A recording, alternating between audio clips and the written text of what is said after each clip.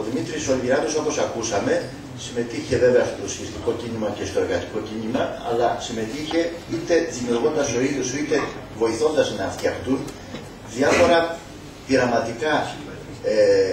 πειράματα, συλλογικές προσπάθειες, όπως ήταν στο παρελθόν ο Σοσιαλιστικός Σύνδεσμος Νέων. Ήθελα να πω για αυτή ακριβώς την περίπτωση του Σοσιαλιστικού Συνδέσμου, δεν θα μιλήσω για το πολιτικό τόσο κομμάτι, όσο για τη δουλειά που έκανε ο Δημήτρης Ολυβιεράτος στο πολιτιστικό και στο πνευματικό επίπεδο, προσεγγίζοντας εκείνη την εποχή ό,τι πιο πρωτοποριακό, την αφρόγραμμα της ελληνικής διανόησης, θέλοντας να σπάσει αυτά τα στεγανά που υπήρχαν πάντοτε από το παραδοσιακό αριστερό κίνημα με τους διανοούμενους, αυτή την καχυποψία, τους οποίους τους τράβηξε πολλούς από αυτούς στο Σοσιαλιστικό Σύνδεσμο. Επιτρέψτε μου να σας διαβάσω 2-3 γραμμές από το ημερολόγιο του Θωμά Γκόρπα, έναν από τους ανθρώπους, γνωστό ποιητή, ο οποίος δεν ζει πια, ο οποίος αναγνωρίσει αυτές τις οφειλές προς τον Δημήτρη Λιβιεράτο. Λέει λοιπόν ότι το 1955 συναντιέμαι με τον Μίμη Λιβιεράτο, μέγα άστρο τότε της ανορθόδοξης αριστεράς. Συγγνώμη, μην ξέρω ότι αυτά δεν σου αρέσουν, εκτός τα λέει ο Θωμάς ο Γκόρπας, ο οποίος με ανεβάζει στο πατάρι του Λουμίδη, στο μόνιμο πυρήνα έως το 1962 και με βάζει στο Σοσιαλιστικό Σύνδεσμο Νέων έως το 1959.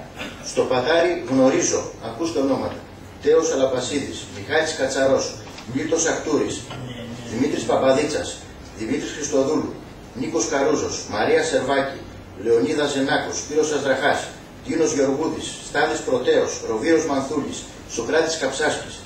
Από το Σοσιαλιστικό Σύνδεσμο Νέων, στην πραγματικότητα, μια ανεξάρτητη πολιτική οργάνωση νέων της Τέταρτης Διεθνούς, όπου υπήρξα μέλος της Κεντρικής Επιτροπής, μαζί με τον Μίμη Λιβιεράτο, Κυριακόπουλο Νικολάου Σοημήρη, και από τη Συντακτική Επιτροπή του Δελτίου της πέρασαν οι Γιώργος Κουμάντος, Γιάννης Γουδέλης, Νικηφόρος Βρετάκος, Μάρκος Μέσκος, Μανώλης Κόρακας, Παύλος Πρωτόπαπας, Βασίλης Φράγκος, Βάσος Μαθιόπουλος, Γιώργος Βασάλος, Γιάννης Βερούκης, Νίκος Καρούζος, Δημήτρης Χριστοδούλου, Μανώλης Λαμπρίδης, Γιώργος Χατζής, Βίρον Λεοντάρης, Γεράσιμος Βιαρδόπουλος, Θόδωρος Σταυρόπουλος, Νίκος Παντής, Ανδρέας Κίτσου Μιλωνάς και άλλοι.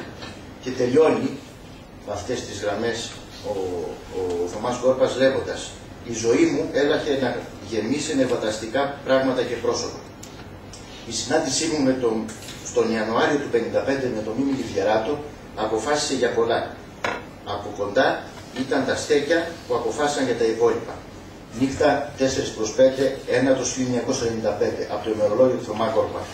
Και θα μου επιτρέψετε εντελώς ελλειπτικά να διαβάσω για να δείτε πώς αντιμετωπίσουν αυτοί οι σύγχρονοι ποιητές σήμερα, γιατί κάποιοι από αυτούς είναι στη ζωή, όπως ο Μάρκος Μέσκος, με αφορμή το θάνατο του Ανδρέα Κίτσου Μιλωνά, πώς αντιμετωπίζουν τη γενεαλογία τους και την καταγωγή τους από κάποιες προσωπικότητες και από κάποιους αγώνες.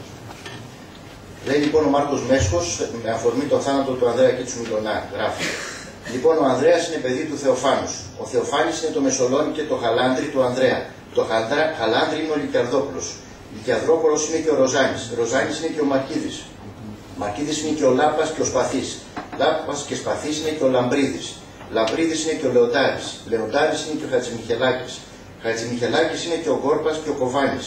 Γκόρπας και ο Κοβάνης είναι και ο Λιβιεράτος και ο Στίνας». Σας ευχαριστώ πολύ.